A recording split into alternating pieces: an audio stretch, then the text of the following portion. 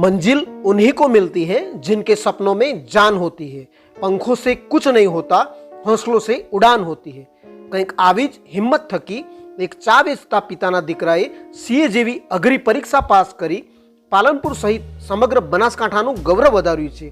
આવો જોઈએ હારમાંથી વિજયની મંજિલ સુધી પહોંચનાર વિજય ઠાકોરની અનોખી સાફલ્ય ગાથા।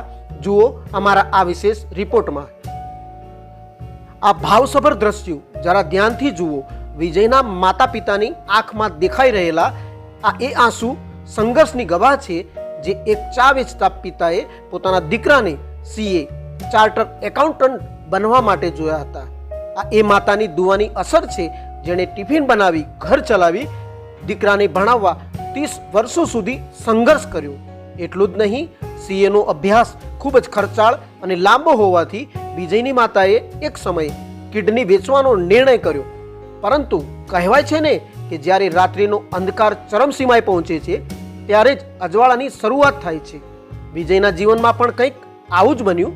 માતા કિડની વેચવા હોસ્પિટલમાં પણ પહોંચી ગઈ અને ત્યાં જ ડૉક્ટરને ઈલાજ કરવાનો હતો। તે ડૉક્ટર જ તેમની વહારે આવ્યા। પાલનપુરના ખ્યાતનામ ડૉક્ટર જગદીશ ઠાકોરે વિજયને આર્થિક સહયોગ પૂરો પાડ્યો અને આખરે એ દિવસ આવી ગયો જ્યારે વિજય અને તેના માતા પિતાનો વર્ષોનો સંઘર્ષ સફળ થયો। મારું નામ ભરતજી મગજી ઠાકોર છે। હું છેલ્લા 30 વર્ષથી પાલનપુરમાં રહું છું અને મારું ચાનો બિઝનેસ ચલાવીને મારું ગુજરાન ચલાવું છું। એમાં મારા 2 બાળકો છે। મોટો બાળક સીએની પરીક્ષા આપી ચૂક્યો છે અને નાનો બાળક 12માં ભણે છે। એ મોટો દીકરો સીએમ પાસ થયો છે। એ બદલ મને ખૂબ લાગણી અનુભવું છું। એને ભણાવવા માટે મેં ખૂબ જ પ્રયત્નો કર્યા છે, ખૂબ જ તકલીફો વેઠી છે।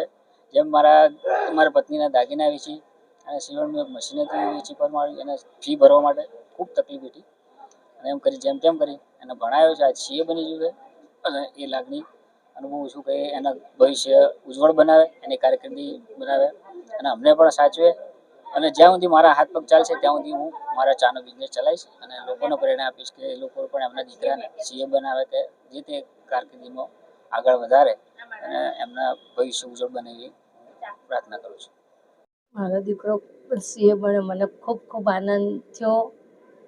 એના માટે મેં ખૂબ જ સંઘર્ષ કર્યો। સારા કોઈ દિવસ મેં વાર તહેવારે રાંધ્યું નથી કે કપડાં મેં મારા છોકરાને નથી પહેરાયા। 50-50 રૂપિયાવાળા કપડાં લઈને પહેરાઈને મેં મારા છોકરાને ભણાવી મોટા કર્યા, ભણાયા ગણાયા, ઘણું પેલું કર્યું। એક વખતે પડી ગયો તો પગ ભાગી જતો અને રિક્ષામાં લઈ જવા માટે મારી જોડે 10 રૂપિયા નહોતા, તો હું મારા હાથો પર તેડીને એવડા મોટા છોકરાને તેડીને જઈ હતી। 10મું ભણતો હતો તો એવડા મોટા છોકરાને તેડીને દવાખાને લઈ જતી।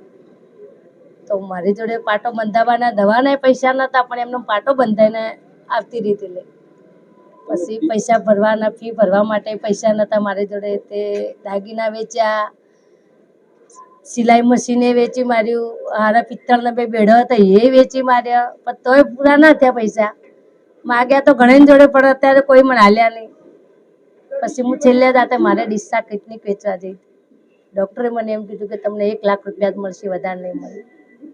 મારે 2.5 લાખની જરૂરત હતી ખાવા પીવાનો ખર્ચા માટે, પણ મારી જોડે નહોતા, તોય મેં આ ના કરીને ઘણો પેલો કર્યો હતો।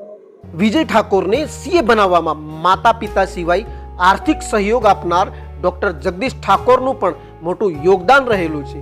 વિજયને અભ્યાસ માટે આર્થિક સહયોગ પૂરું પાડનાર ડૉક્ટર જગદીશ ઠાકોરે જણાવ્યું હતું કે વિજય ભણવામાં હોશિયાર હતો, તેથી ગરીબીને કારણે આ દીકરાનું સપનું રોળાય નહીં તે માટે હું માત્ર નિમિત્ત બન્યો છું। સીએ બન્યા છો, કેવી જર્ની રહી? જર્ની તો બહુ અઘરી હતી। શરૂઆત કરવા જઈએ તો શરૂઆતમાં તો 12મા પછી કરવું હતું, પણ એ ટાઈમે ફિનાન્શિયલ કન્ડિશન એટલી સારી એવી હતી નહીં, તો પોસિબલ થઈ શક્યું તો નહીં એ ટાઈમે। પછી ગ્રેજ્યુએશન પછી અમે જર્નીની સ્ટાર્ટ કરી, તો એ ટાઈમે બી સેમ પરિસ્થિતિ હતી કે પૈસા જ છે કે સ્ટાર્ટિંગમાં ફી ભરવા માટે તો જોઈએ, જે રજિસ્ટ્રેશન માટે છે, કોચિંગના છે, તો એ ટાઈમે તો હતા નહીં। તો પછી સમાજમાંથી શોધ્યા, તો એમાંથી અમારા ડૉક્ટર જગદીશભાઈ ઠાકોરે એમને જે મદદ કરી, તો એના લીધે મારું કોચિંગની ફી ભરાઈ, રજિસ્ટ્રેશનનું સ્ટાર્ટિંગ થયું, તો એનાથી મારી જર્ની શરૂઆત થઈ હતી। હવે ત્યાં આગળ બીકોમ પછી અમે જઈએ તો અમારે આર્ટિકલશીપ બી કરવાની હોય અને સાથે ભણવાનું બી હોય, તો એ પરિસ્થિતિ બી એવી હતી કે સવારે ઉઠીને ક્લાસીસ જઈએ, પછી આર્ટિકલશીપ જઈએ, પછી રાતના ફરીથી ક્લાસીસ જઈએ, થાકીને પછી ફરીથી તો બી વાંચવાનું તો હોય જ છે। તો એ ટાઈમે બહુ બધું મહેનત કરવી પડી હતી. પછી ફાઇનલી ફાઇનલમાં આવ્યા હતા ત્યારે એ ટાઈમે કોરોના આવી ગયો. તો કોરોનામાં એવી પરિસ્થિતિ થઈ ગઈ કે ના ફી ભરવાના પૈસા હોય કે ના ભણવાની એમ ત્યાં આગળ રહી બી ના શકાય ને અહીંયા ફી બી ના હોય. તો ભણવું બી એ ટાઈમે બહુ અઘરું પડી રહ્યું હતું, કારણ કે એક બાજુ મેન્ટલી પ્રેશર એટલું બધું આવતું હોય કે પૈસા કઈ રીતે ભરાશે, અને કોચિંગવાળા એ લોકો ફી માંગતા હોય તો એ લોકોને ફી બી સબમિટ કરવાની હોય. થોડોક ટાઈમ નીકળ્યો છે, પછી ગમે તેમ કરીને પછી યુટ્યુબથી શરૂઆત કરી હતી, કારણ કે એ ટાઈમે કંઈ બીજું કંઈ મળતું નહોતું. તો યુટ્યુબ એક સહારો બન્યો એ ટાઈમે અમારા માટે. તો એનાથી અમે સ્ટાર્ટિંગ કરી, થોડુંક વાંચવાનું કર્યું, થોડું ઘણું મનને ભેગું કર્યું અને વાંચીને આજે ફાઇનલી કમ્પ્લીટ થઈ ગયું છે CA. બહુ એવી ખુશી થઈ રહી છે. મા બાપે જે આટલી બધી મહેનત કરી છે, તો હવે આગળ એ લોકોને મહેનત ના કરવી પડે એ મારો આગળ હું સંઘર્ષને રાખીશ એ રીતે, અને એ લોકોને બી હવે કઈ પરિસ્થિતિ આવી ભોગવી ના પડે એ અમારા પ્રયત્નો રહેશે. સમાજમાંથી અમારા ડૉક્ટર જગદીશભાઈ ઠાકોરે એમને મદદ કરી હતી, તો એમનાથી અમારે આટલી જ જર્નીની શરૂઆત થઈ. બાકી જો એ ના હોત તો પછી મારા માટે બહુ કપરું થઈ જત કે હું સ્ટાર્ટ જ ના કરી શકત. ફિલિંગ એટલે આમ કહેવાય ને કે એક સપનું પૂરું થઈ ગયું, કે બહુ મહેનત કરી, આટલો બધો ભોગ આપ્યો, આટલો ટાઈમ લીધો છે, અને એક સપનું પૂરું થઈ ગયું છે. એટલે કઈ રીતે વ્યક્ત કરવી ને કંઈક તમને શબ્દોમાં નહીં કહી શકું. બહુ આમ કહી ના શકાય કે એક ટાઈમે એવું લાગતું હતું કે હું કંઈ કરી શકીશ નહીં, પણ પછી આજે એક મુકામે પહોંચ્યો છું તો મને એક દેખાય છે કે હવે બહુ સારું એવું કરી શકીશ, એક પોઝિશને પહોંચી શકીશ. અને ઘરવાળાને બી આટલું બધી એ લોકોએ મહેનત કરી છે, તો એમને હું આ મહેનત હવે ફરીથી એમને ના કરવી પડે, એમને પણ સારી એવી લાઈફસ્ટાઈલ મળે એવા મારા પ્રયત્નો રહેશે. એક સારો હોશિયાર વિદ્યાર્થી હતો, અને 2017માં મને એક ફરમાન અલી સૈયદ મારા મિત્ર દ્વારા માહિતી મળી કે આ છોકરો તમારા સમાજનો છે, હોશિયાર છે, ભણવામાં ખૂબ, પણ એના આર્થિક સહાયની જરૂર છે. એટલે મેં ફરમાન અલી સૈયદે થોડા પૈસા આપેલા, બીજા 1-2 મિત્રોનો સપોર્ટ કરેલો અને એને આર્થિક સહાય પૂરી પાડેલી. અને આજે મને એ બાબતનું બહુ જ ગર્વ છે કે વિજય આજે અમારા સમાજની અંદર કદાચ બનાસકાંઠામાં પહેલો CA થઈને એ પાસ થયો છે. એ બદલ ખૂબ ખૂબ એને અભિનંદન પાઠવું છું, અને ફ્યુચર માટે પણ એ બહુ ખૂબ આગળ વધે એવી ભગવાનને અને મા અંબાજી માતાને પ્રાર્થના કરું છું.